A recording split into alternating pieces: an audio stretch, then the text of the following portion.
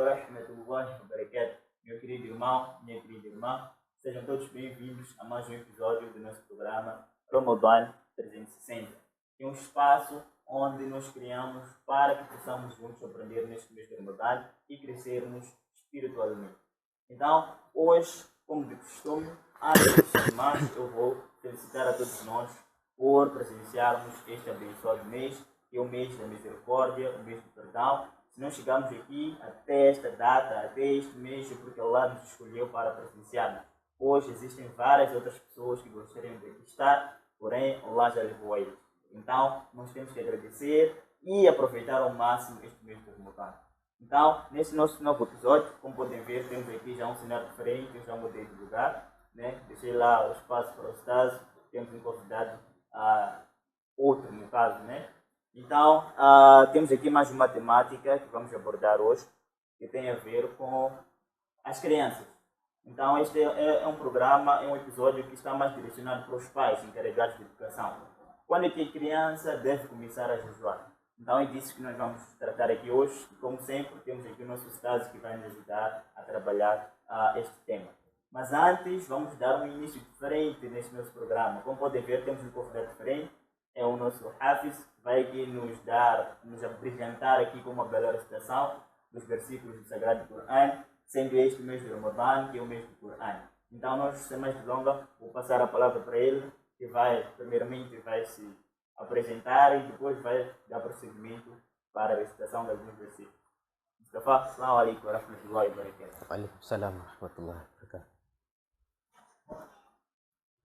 أعوذ بالله من الشيطان الرجيم. بسم الله الرحمن الرحيم. الحمد لله رب العالمين الرحمن الرحيم مالك يوم الدين إياك نعبد وإياك نستعين اهدنا الصراط المستقيم صراط الذين أنعمت عليهم غير المغضوب عليهم ولا الضالين.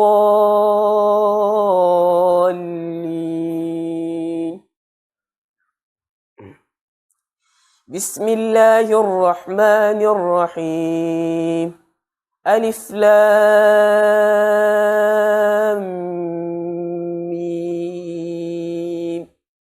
ذلك الكتاب لا ريب فيه هدى للمتقين الذين يؤمنون بالغيب ويقيمون الصلاة ومما رزقناهم ينفقون صدق الله العظيم.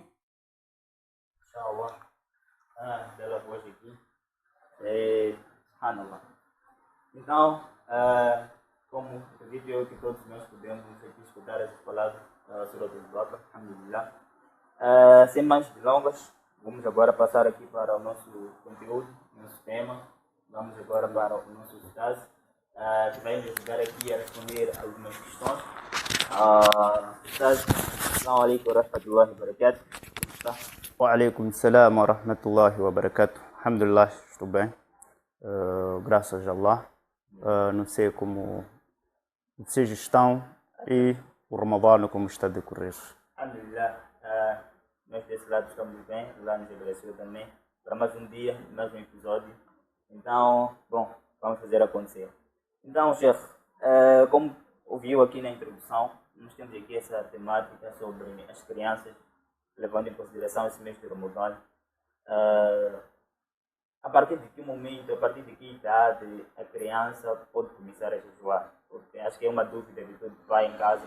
Como é que a criança deve jejuar?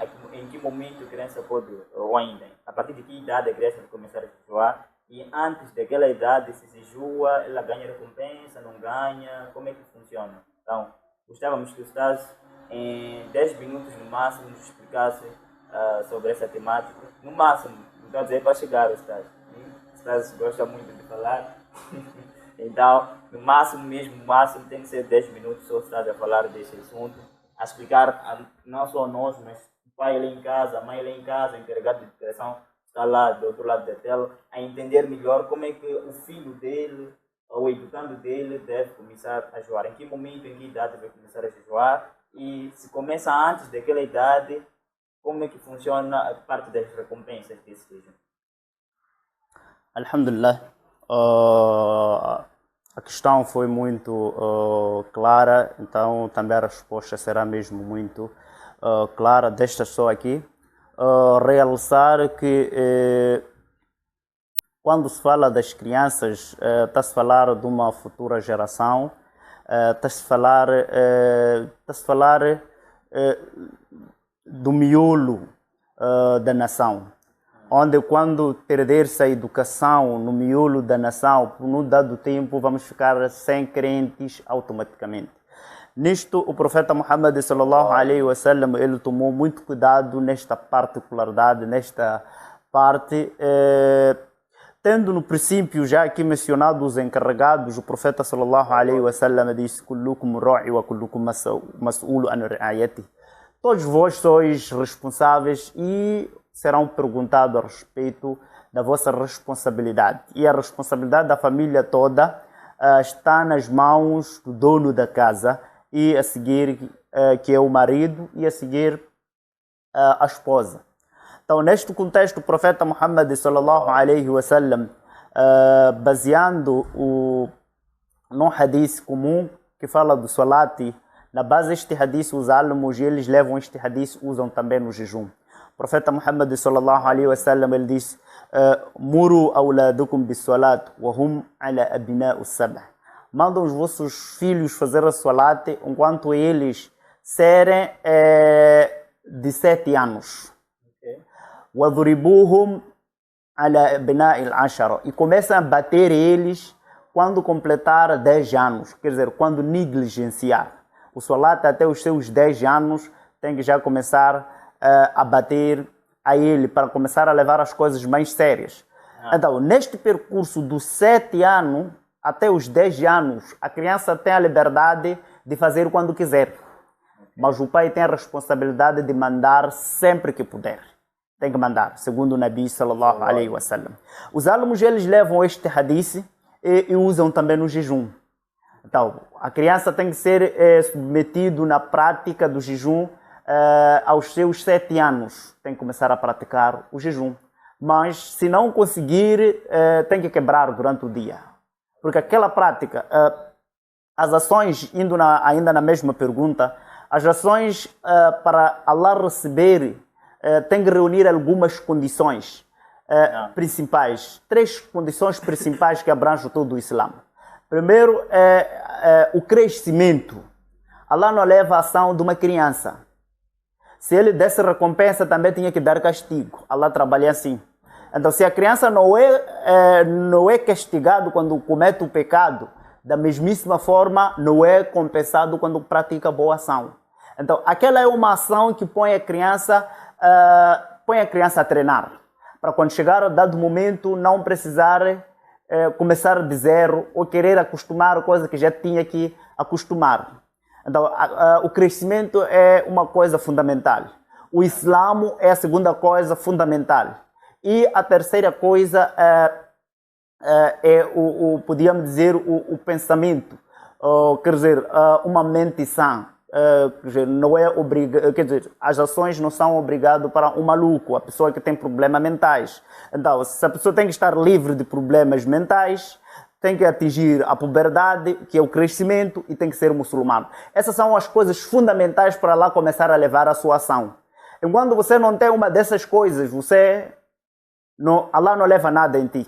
Então, a criança, neste momento, dos 7 aos 10 anos, por isso que você não pode bater o teu filho com 9 anos porque não faz salat. Estás a cometer uma irregularidade. Até neste dado momento tem que manter sempre aconselhar, prometer uma chamuça, prometer um biscoito, criar um cenário que a criança sempre vai tentar treinar a criança. Sim. Então, esta é a idade exata para começar a prática do jejum. E da mesmíssima forma, como aqui está se falar do pilar do Islã, o solat é pilar do Islã, assim como o jejum é pilar do Islã. Quando chega aos 10 anos, já tem que levar as coisas mais rigorosas. Tem que levar as coisas mais rigorosas, de modo que a criança já começa a levar as coisas sérias. Então, indo no resumo, a criança tem que jejuar quando atinge a puberdade. A criança tem que jejuar quando atinge a puberdade. Como é que nós, como pais, vamos saber que a criança atingiu a puberdade? Para a parte masculina, tem 3 sinais que a criança tem que ilustrar um dos sinais para mostrar que atingiu a puberdade. E os pais têm que estar atentos. Isto quer dizer, pode atingir a puberdade antes dos 10 anos. Isto já é outro problema. Então, se atinge a puberdade antes dos 10 anos, então a criança tem que ser batida por negligenciar um dos pilares do Islã. Aqui já não está a treinar. Só se completa os 10 anos sem ter nenhuma dessas 3 sinais. Nenhum desses 3 sinais. E quanto à parte feminina, são 4 sinais. Então, a parte masculina, primeira coisa, tem que completar 15 anos. Quer dizer, uma das coisas, não a primeira coisa, uma das coisas tem que completar 15 anos. Que isto abrange a parte feminina e a parte masculina. Então, esta é a primeira coisa. A segunda coisa, se não atingir os 15 anos, ou pode ser antes de atingir os 15 anos, a criança pode sair os pelos. Tem que sair os pelos, ou sair barbas, ou das axilas. Então, a saída daquilo, a saída dos pelos é uma das coisas que mostra a criança que já cresceu. A saída de barba, das partes íntimas. Então, isto tudo é uma das coisas que faz com que a criança, quer dizer, a criança diz se atingiu puberdade. A terceira coisa, isto estamos a falar da parte feminina e masculina. A terceira coisa, a criança é a saída do espermatozoide. Isto que nós dizemos o vulgo sonho molhado, o sonho erótico. Então, uma das coisas, quando a criança atinge puberdade, a primeira coisa que ela acontece muitas das vezes quando está a dormir é sonho molhado, que é sair o espermatozoide. Então, pode sair o esperma antes de sair nenhum pelo no corpo, pode sair o esperma antes de atingir os 15 anos. Então, automaticamente, quando isto acontece, a criança tem que começar a cumprir todos os pilares do Islã devidamente. No Islã já cresceu. Então, este é na parte do homem e mulher. Agora, na parte de mulher, tem mais que são 4 coisas. É a saída, o início do ciclo menstrual. Então, a criança pode começar o ciclo menstrual feminino, uma menina, com os seus 9 anos, 8 anos, 10 anos, antes dos 15 anos. E talvez antes de sair os pelos, talvez antes de ter o vulgo sonho molhado. Então, ela quando ver a primeira menstruação, automaticamente já atingiu a puberdade. E o jejum não pode fazer quando quiser. É do caráter obrigatório, iniciar do dia até finalizar. Então, neste percurso, quando essas coisas acontecerem, no percurso todo, os alunos outros dizem que aquele jejum que ele vai fazer, o salati, Allah torna inafle, passa a recompensa para os pais. Outros alunos defendem que aquelas ações Allah vai dar recompensa, mas aqui no mundo, uma das recompensas é que vai manter a criança no dini. Então, quer dizer, a recompensa daquilo Allah vai dar hidayat no mundo. E hidayat no mundo é jannat.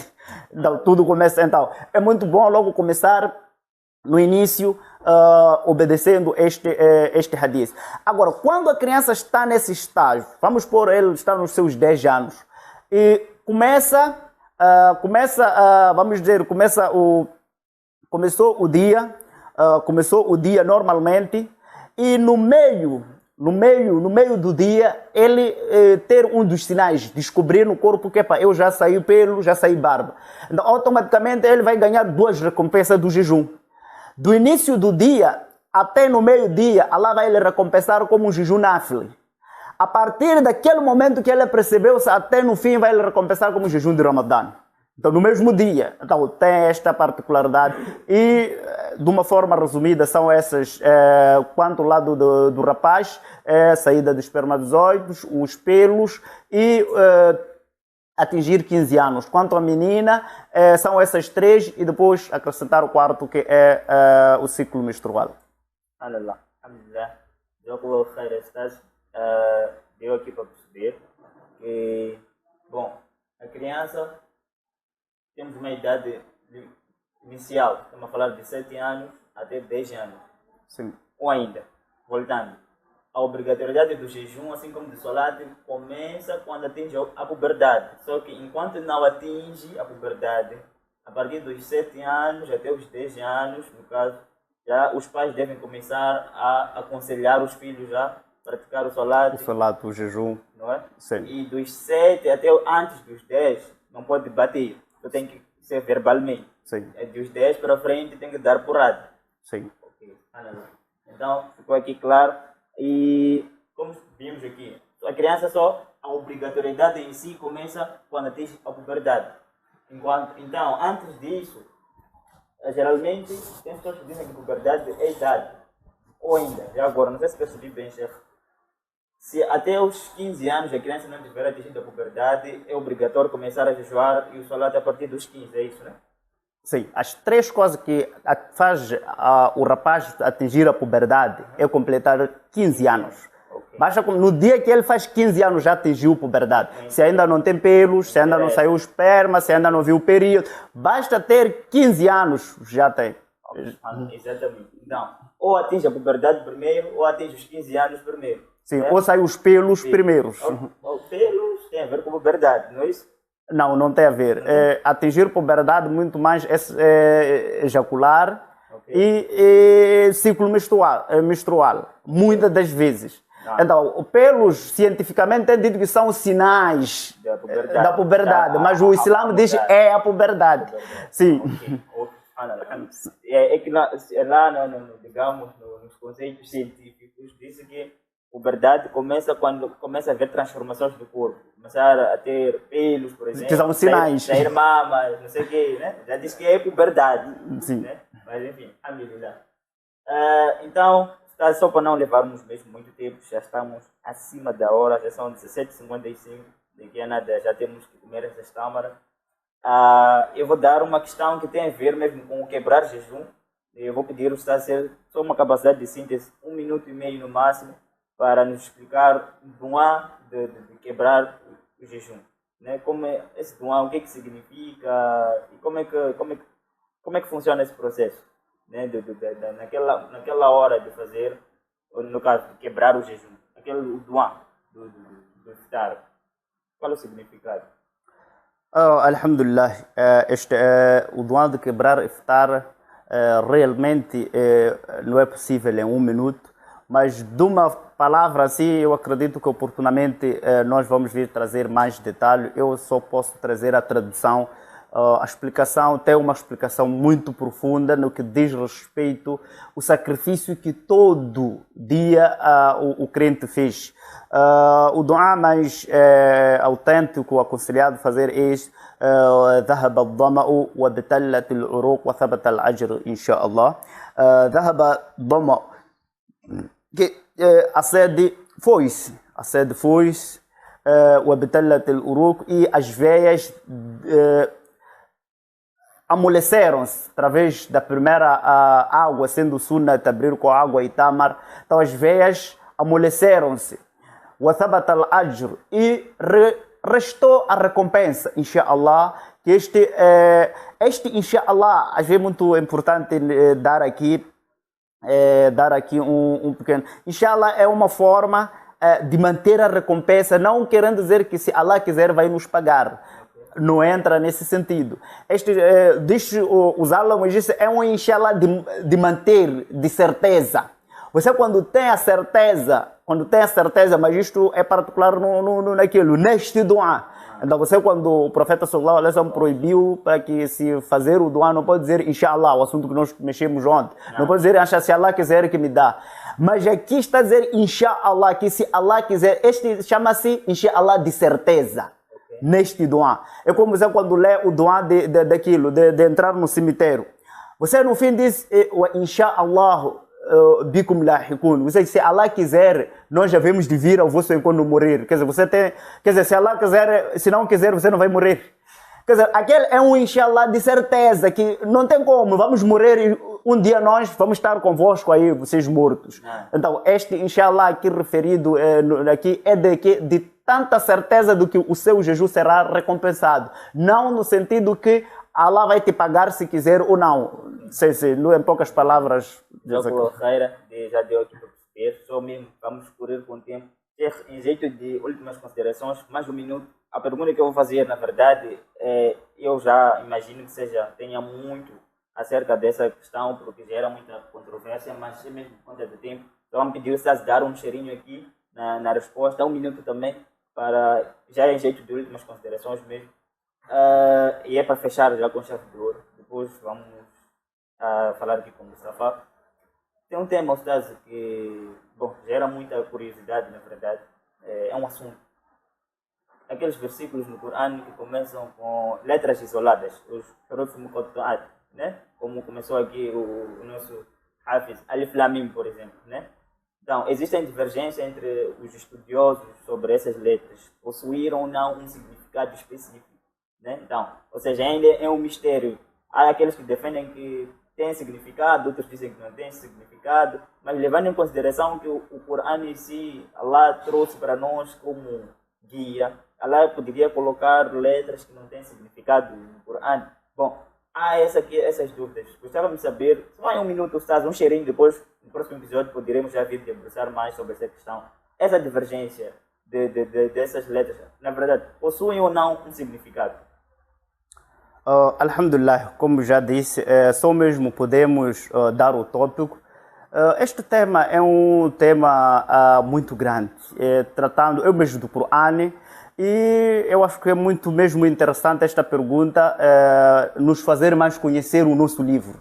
Então, este livro dizem que é milagroso, e dentro de um dos milagres que lá encontramos letras, uma das coisas que não encontramos em qualquer outro livro, mesmo livros sagrados, Bíblia, Taurat, outros livros não têm. Então, é uma maravilha. Esta pergunta não é possível ser respondido em menos de 10 minutos. Então, eu vou tentar mesmo deixar mais curiosidade, segundo respeitando o tempo aqui concedido. Allah diz Alif Lam Mim. Alif é uma letra, o Mim é uma letra, Lam é uma letra, Mim é uma letra. Alhamdulillah, o profeta Muhammad sallallahu alaihi wasallam já nos tranquilizou por dizer que aquele que lê, traduzindo o hadith para ganharmos tempo, aquele que lê um harfo no Corão, ele ganha hasana, uma recompensa multiplicada por 10.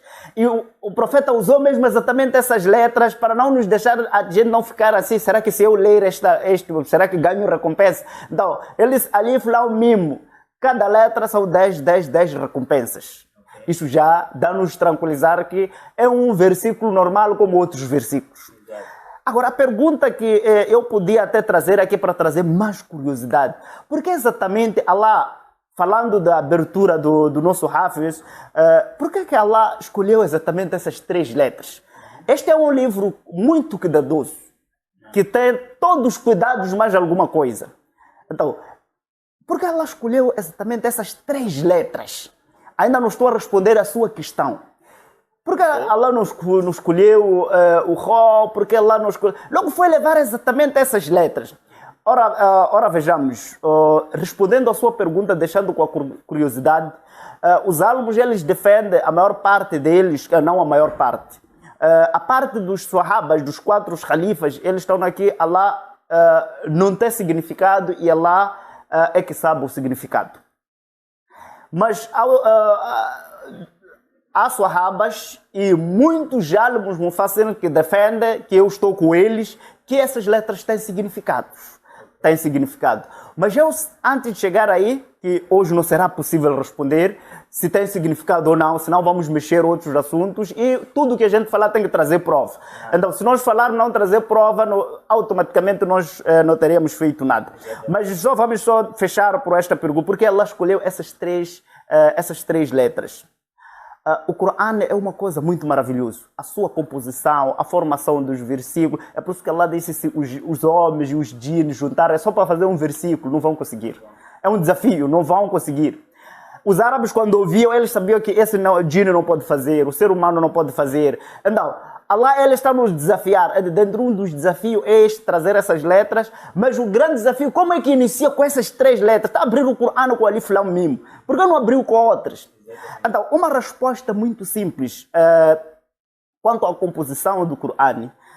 Quando nós vamos na aula de Tajwid, só para você ver, o Corão é traduzido por Tajwid, é traduzido Aqida, é traduzido em meio de fiqh, é traduzido em meio de hadith, é traduzido em meio... Talvez há mais curiosidade que ainda vamos trazer oportunamente, que tem a ver com a composição e a beleza do Corão. E você só por ler, só a formação do Corão, você vai perceber sem nem entender língua árabe. Só a formação das letras, porque essa letra veio primeiro, porque essa veio no fim. Então, o facto de Allah trazer Alif Lam Mim é porque existe as letras, as saídas das letras no Tajwid, aquilo que se chama as Makharij al-Huruf, a saída das letras, saem em 3 lugares, quer dizer, são 3 sítios que, dentre esses sítios, saem todas as letras. E tem 17 saídas de letras, Makharij. Não, mas as letras saem da garganta, as letras saem da boca, as letras saem dos lábios. Para já perceber, não? Há letras que saem daquilo. Por exemplo, há letras que saem daquilo. 6 letras saem da garganta. 4 letras saem da boca. E o restante sai, quer dizer, sai dos lábios. E o restante sai da boca. Então, Allah, ele quis trazer... Os árabes, eles sabem disso. Então, Allah, ele quis levar uma letra que sai da garganta, uma letra que sai da boca e uma letra que sai dos lábios. E essas letras vão apresentar todo o abecedário. Por isso que levou o Alif Lam, que representa o Hamza, sai da garganta. O Alif. O Lam sai da boca e o Mim sai dos lábios. É por isso que o Corão começa com Alif Lam Mim. Então esta é uma das curiosidades e a sua resposta não é possível responder por questão do tempo. Inshallah, vamos dar continuidade talvez amanhã. Inshallah, no próximo episódio vamos começar por aí para completar essa questão. Jazakallah khair, Sheikh, essas palavras mesmo de sabedoria, né? Nos deu aqui alguns pontos aqui que nós tínhamos nas nossas mentes. Bom, este é o momento de nós nos despedirmos. Este foi mais um episódio. Esperamos nós que tenham aprendido, principalmente a parte que tem a ver com as crianças, que era o nosso tema principal aqui. Essa última pergunta mesmo, como viram, essa foi um cheirinho, vamos abordar nos próximos episódios. Então, agradecemos por nos acompanharem e vamos pedir mais uma vez que vossas dúvidas coloquem aqui nos comentários o que vocês querem saber aqui do nosso estado para vir aqui nos ensinar durante este mês de Ramadã. E não só, mas vamos focando agora aqui nesse nosso Ramadã, já que estamos no nosso Ramadã 360. Então, nós agradecemos a vossa aqui audiência e pedimos que partilhem este vídeo, estas aulas, estes ensinamentos para outros irmãos. Como nós sabemos,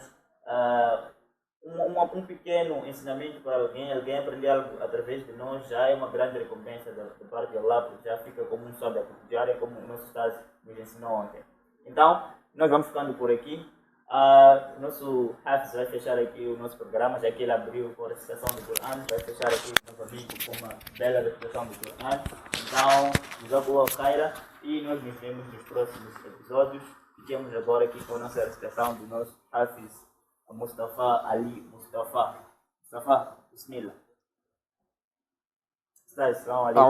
Até o próximo programa, inshallah. Wa alaikum assalam wa rahmatullah.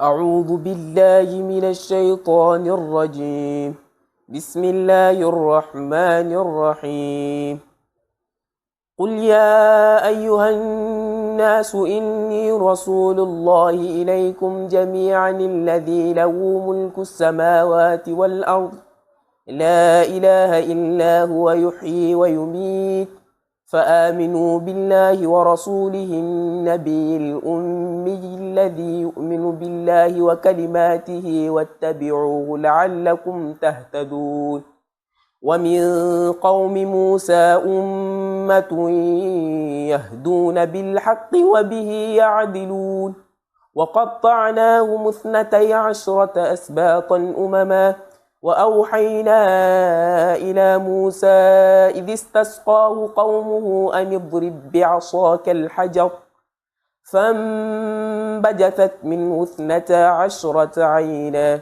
قد علم كل أناس مشربهم وظللنا عليهم الغمام وأنزلنا عليهم المن والسلوى كلوا من طيبات ما رزقناكم وظللنا عليهم الغمام وأنزلنا عليهم المن والسلوى كلوا من طيبات ما رزقناكم وما ظلمونا ولكن كانوا أنفسهم يظلمون وإذ قيل لهم اسكنوا هذه القرية وكلوا منها حيث شئتم وقولوا حطة وادخلوا الباب سجدا نغفر لكم خطيئاتكم سنزيد المحسنين فبدل الذين